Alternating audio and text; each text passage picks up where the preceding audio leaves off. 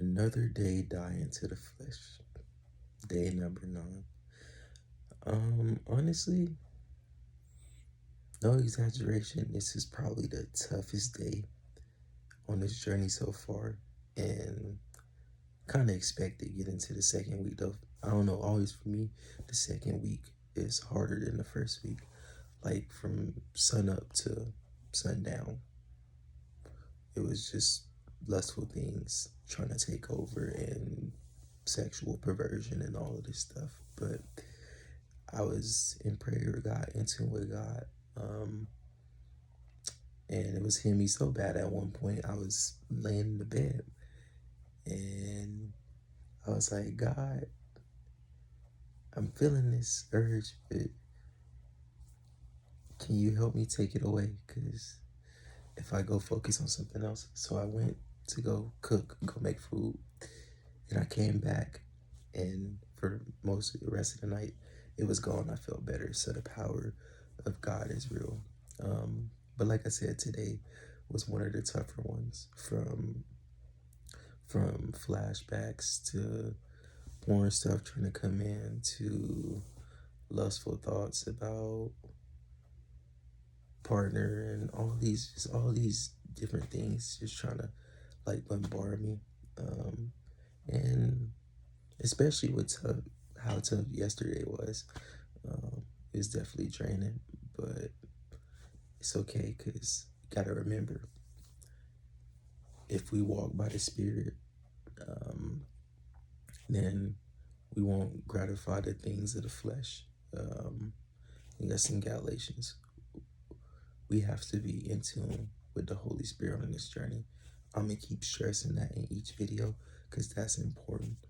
The moment you try to do this without God and just be like, oh, I can do it on my own, or try to solve it this way without using God, that's how you fall into temptation. Like even yesterday, for instance, yesterday was so hard. I literally was this close to falling, but thankfully, the power of God and support was able to help me get through it. So that shows that this journey is not even easy for me. The first week wasn't easy, but it hasn't felt like these 2 days have so far. Like these 2 days, mm, like day 8 and day 9, have just been brutal as far as like things trying to come back. Um, but like I said, I gotta remember to just walk in the spirit and not in the flesh. And also, I think an important thing on this journey to remember is how your actions can affect the people around you. You know, because if you walk in the flesh, you don't realize that how many people you could potentially hurt. Like if you got a spouse, for example, if you walking in the flesh and you still looking at this inappropriate stuff or looking at other women, that's not love. That's not right. You're not being right by your partner, wife, you know, or for women, husband, partner. You're not doing right by them. Um, Even for like family, if you're not taking care of your spirit, you can fall back in the flesh.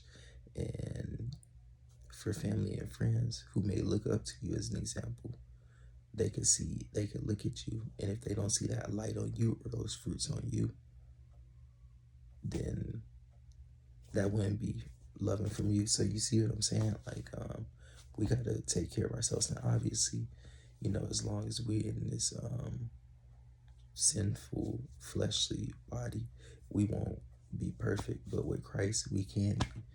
With Christ, we can fulfill perfection because He is perfection. So the things we struggle with, the areas we struggle with, we give it to Him to help us overcome those things, from the temptations to the urges to desires to literally being involved in the act, wanting to go do the act.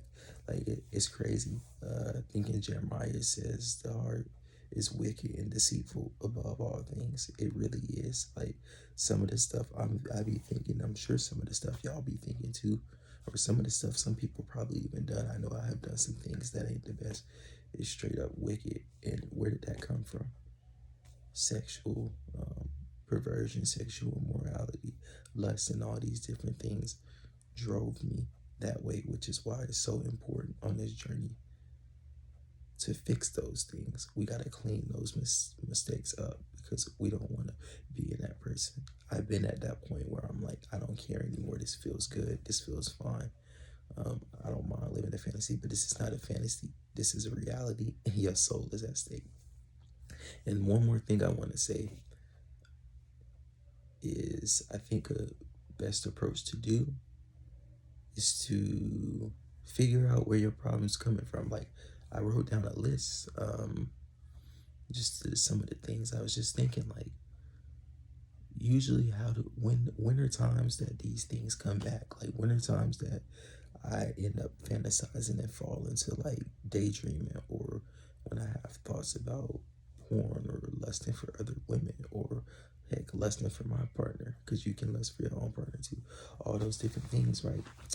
So I made a list and I realized, oh, when I'm in bed for too long and on my phone, those thoughts usually come. Or sometimes when I'm in my dream, I may have a sexual dream from the demonic forces. I wake up and I automatically feel this urge. Um, just all these different things. Or I may be opening myself up to looking at this video and it has this women dressed half naked, not even on purpose, not even I expected it, but I opened up myself to that because I shouldn't have been looking at this content in the first place. So that gives me that urge. Like, we have to be aware of these things, and if those things make you fall, don't be discouraged. Remember, no shame, no shame in this journey. Don't give up. Look ahead and just focus on the thing that made you fall. That's the point of this journey. If you fall, that's okay. Pick yourself back up. Look at the things that made you fall and recover from that. Figure out how to handle those problems and things that's causing you to fall. Make a list, write a list down of like winter times I get tempted. What are the things that tempt me?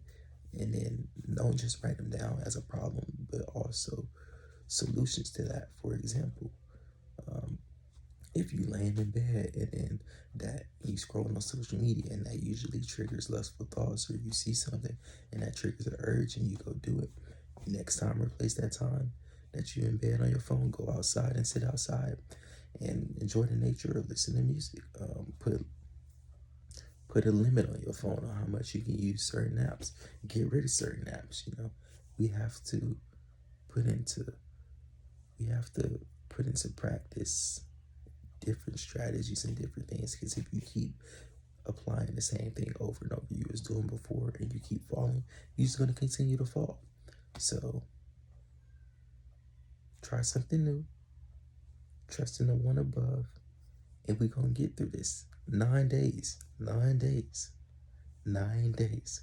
That's a lot of days so far for some people, and that's good.